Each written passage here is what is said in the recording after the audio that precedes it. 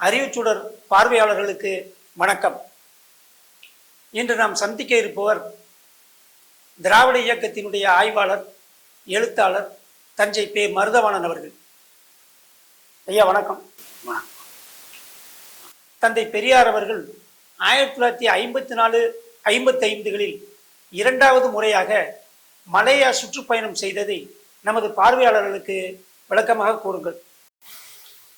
Burma பயணத்தை முடித்து கொண்ட பெரியார் இரண்டாம் முறையாக மலேயா பயணத்தை மேற்கொள்ளும் நோக்கத்தில் தனது குழுவினருடன் ரங்கூன் துறைமுகத்தை விட்டு புறப்பட்டு கடற்பயணம் மேற்கொண்டு 14-12-1954 அன்று மலேயாவின் பினாங்கு துறைமுகத்தை அடைந்தார்.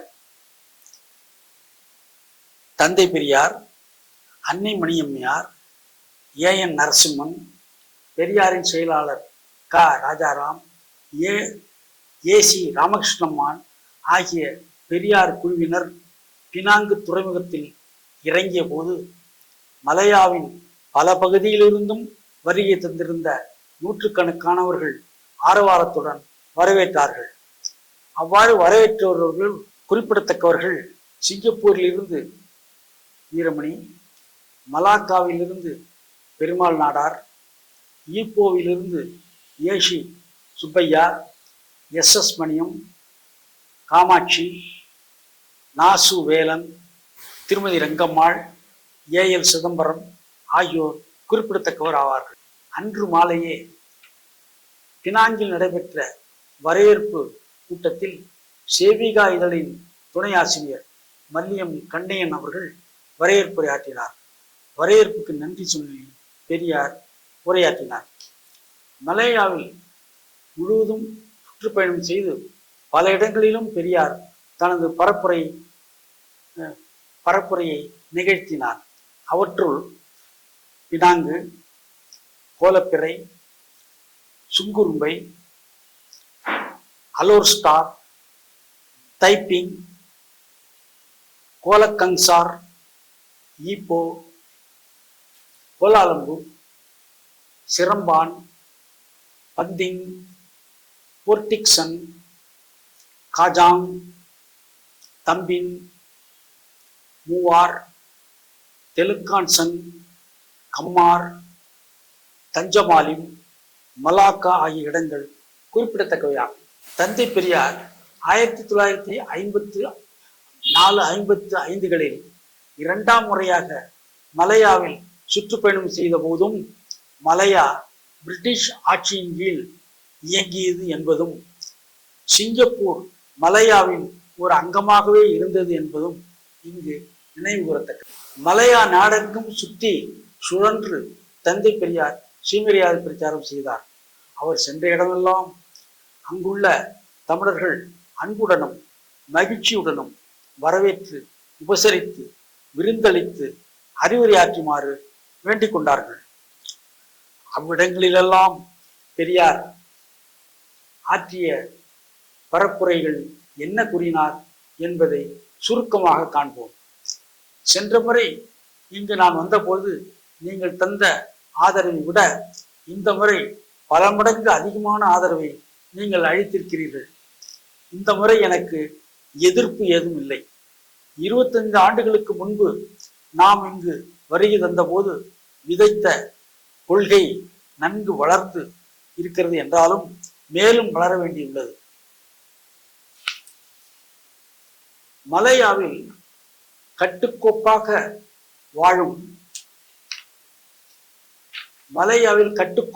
வாழும் சீனர்களை பாருங்கள்.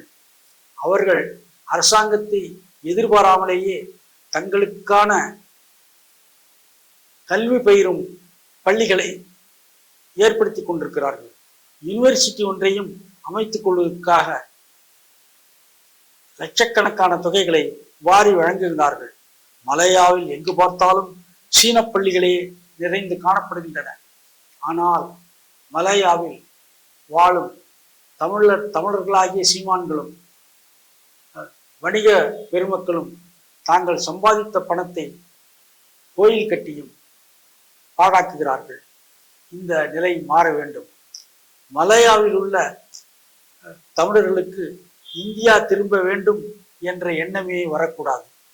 தாங்கள் வாழும் மலாயாவையே தாய்நாடாக கொண்டு அந்நாட்டின் வளர்ச்சிக்காக பாடுபட வேண்டும்.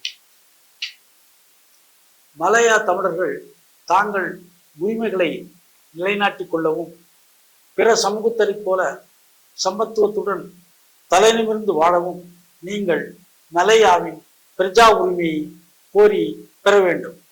பர்மாவில் தமிழர்களின் உடைமைகள் பறிக்கப்பட்டு குறைந்த நஷ்டத்துடன் வெளியேறுகின்ற நிலை ஏற்பட்டது போல மலாயாவிலும் உங்களுக்கு ஏற்பட்டு விடக்கூடாது. நீங்கள் இந்த நாட்டின் பிரஜா உரிமை பெற ஆவண செய்யுங்கள். மலாயாவில் உள்ள தமிழர்கள் தங்கள் வாழ்க்கை சீரழித்துக் கொண்டிருக்கின்ற மது பழக்கம், சினிமா, மத பண்டிகைகள், அழகு காவடி தூக்கி கொண்டு ஆடுதல் போன்ற மூட செயல்களை எல்லாவற்றையும் விட்டொழித்து தாங்கள் சம்பாதிக்கும் பணத்தை நல்வாழ்வுக்கும் பிள்ளைகளின் கல்விக்கும் செலவழிக்க வேண்டும் என்று நான் கேட்டுக்கொள்கிறேன் என்று தந்தை பெரியார் அவர்கள் தாங்கள் பரப்புரை செய்த இடங்களிலெல்லாம் தன்னுடைய கருத்தை தெரிவித்தார்கள். தந்தை பெரியார் அவர்கள் 2வது முறையாக மலாயா பரப்புரை பயணத்தில் சென்றபொழுது அங்கு நிகழ்ந்த ஒரு சில நிகழ்ச்சிகளை இங்கு சுட்டி காட்டுவது பொருத்தமாக அமையும். மலாயாவில் தைப்பிங் என்ற இடத்தில் தந்தை பெரியாருக்கு அளிக்கப்பட்ட வரவேற்பில் சிறப்பான உரையை பெரியார் அவர்கள் ஆற்றினார்கள். அதனைத் தொடர்ந்து அன்னை மணியம்மையார் அவர்களும் உரையாற்றினார்கள். அவர்கள் தனது உரையில் தமிழ்நாட்டை விட்டு இங்கு வந்துள்ள லட்சக்கணக்கான தமிழர்கள் தங்கள் நாட்டில் சரியாக வாட இடமில்லை என்பதாலேயே இப்படி வந்துள்ளீர்கள். அப்படி வந்த இடத்திலும் நீங்கள் ஏதாவது பெருவாழ்வு வாழ்வீர்களா என்றால் அதுவும் இல்லை. தமிழர்கள் தங்கள் பெண்களுக்கு உரிமையை நல்கி அவர்கள் முன்னேறுவதற்காக பாடுபட வேண்டும் என்று அன்னை மணியம்மையார் அவர்கள் தன்னுடைய உரையில் குறிப்பிட்டார்கள். அன்னை மணியம்மையார் அவர்களின் உரை சுருக்கமாக இருந்தாலும் சிறப்பாக இருந்தது. தந்தை பெரியாரின் 2வது மலாயா சுற்றுப்பயணத்தின் போது அவர் ஆற்றிய சுயமரியாதை பிரச்சாரத்தின் விளைவாக அந்த நாட்டில் உள்ள பல தமிழ் குடும்பங்களில் சீர்திருத்த திருமணங்கள் நடைபெற்றன. அந்த திருமணங்களில் எல்லாம் தந்தை பெரியார் அவர்கள் கலந்து கொண்டு அதனை சிறப்பாக நடத்தி வைத்தார்கள். எடுத்துக்காட்டாக பாசிர் பாஞ்சாங் என்ற இடத்தில் செல்வன் கண்ணுசாமி, செல்வி இந்திராணி ஆகிய இருவருக்கும் வாழ்க்கை ஒப்பந்தத்தை நடத்தி வைத்த பெரியார் தனது உரையில் திருமணம் என்பது கருத்தொருமித்த ஆண் பெண் இருவர்களது வாழ்க்கை ஒப்பந்தமாகும். அதற்கு ஆடம்பரமான செலவோ நடுவில் ஒரு தரகரோ வேண்டாத சடங்குகளோ தேவையில்லை என்று குறிப்பிட்டார். மலாயாவில் தந்தை பெரியார் பிரச்சாரத்தினால் விளைந்த உடனடியான விளைவு இது என்று நாம் கூறலாம். தந்தை பெரியார் மலாயாவில் பேசும்போது இங்கு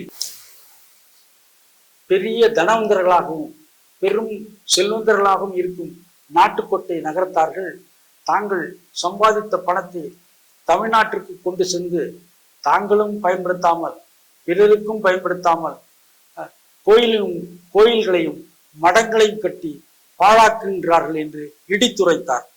பெரியாரின் இப்பேச்சை கண்டு சினம் கொண்ட நாட்டுக்கோட்டை நகரத்தாரின் ஒரு பகுதியினர் பெரியாருக்கு எதிராக கிளம்பி அவரது நிகழ்ச்சிகளை நடத்தக்கூடாது என்று கையெழுத்திட்ட துண்டறிக்கைகளை பல இடங்களிலும் வழங்கினார்கள். இதை பற்றி பெரியார் கவலைப்படவில்லை.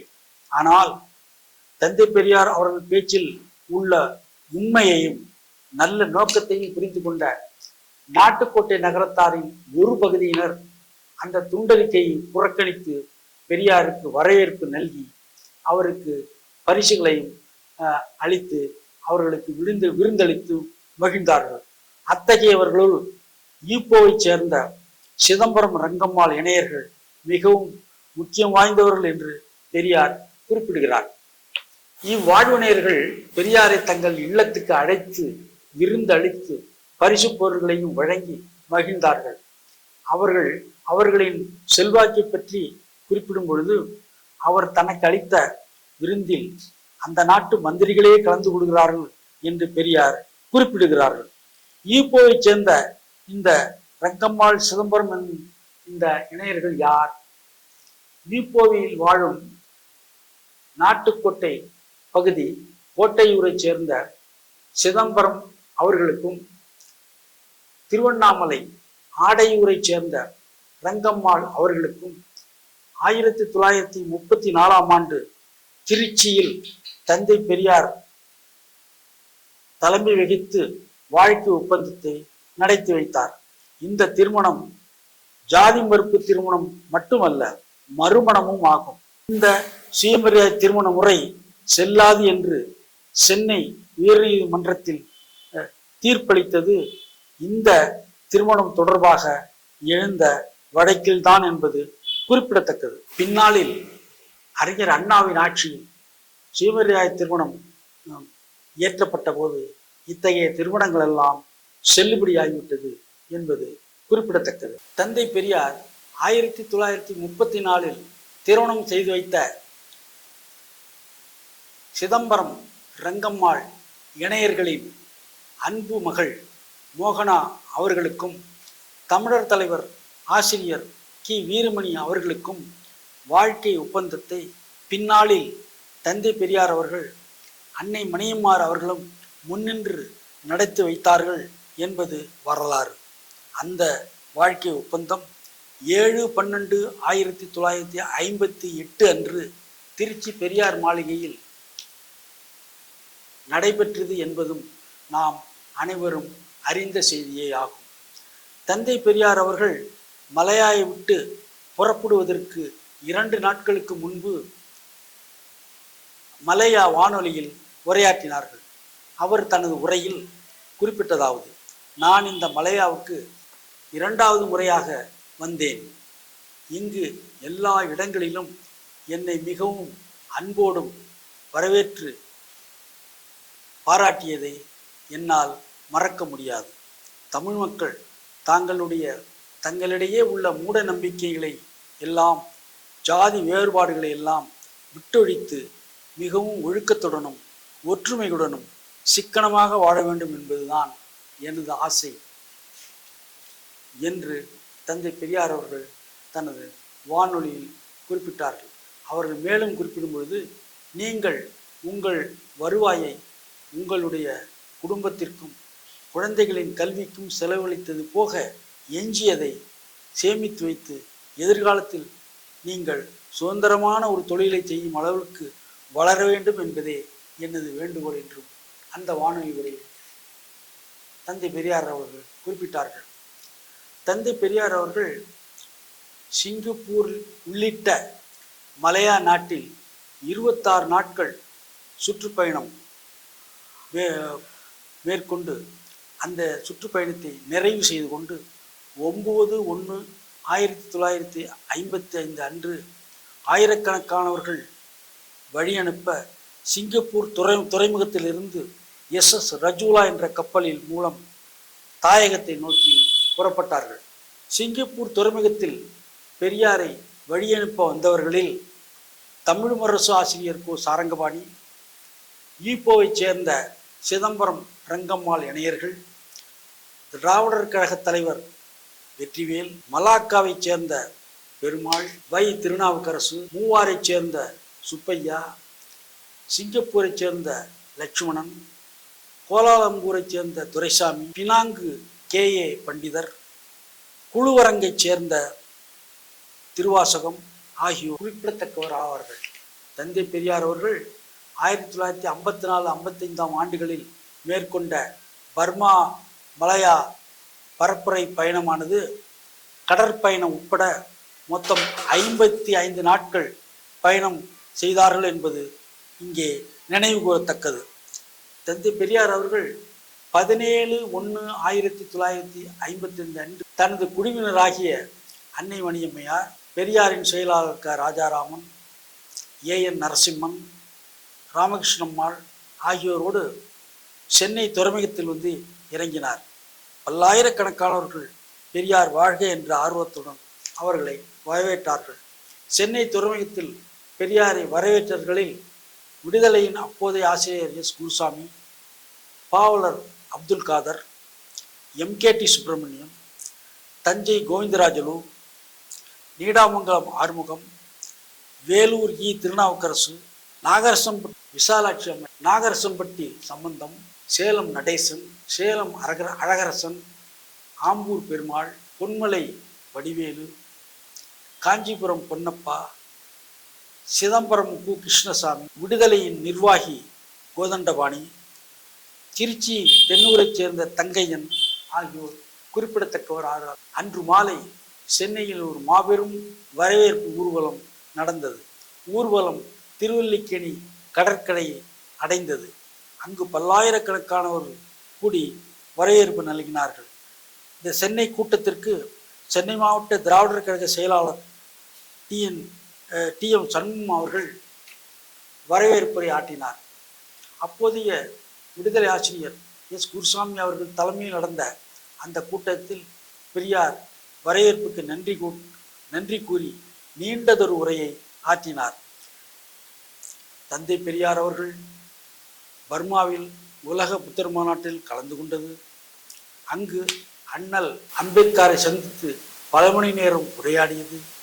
அதன் பிறகு 2வது மலையா பரப்புரை பயணத்துக்கு மேற்கொண்டு அங்கு தமிழ் மக்களின் சிறப்பான வரவேற்பு பெற்று அங்கே சுயமரியாதை பிரச்சாரம் செய்தது ஆகிய முக்கியமான நிகழ்வுகளை கொண்ட இந்த பயணம் ஒரு வரலாற்று சிறப்புமிக்க பயணமாக அமைந்துவிட்டது என்பதில் ஐயமில்லை.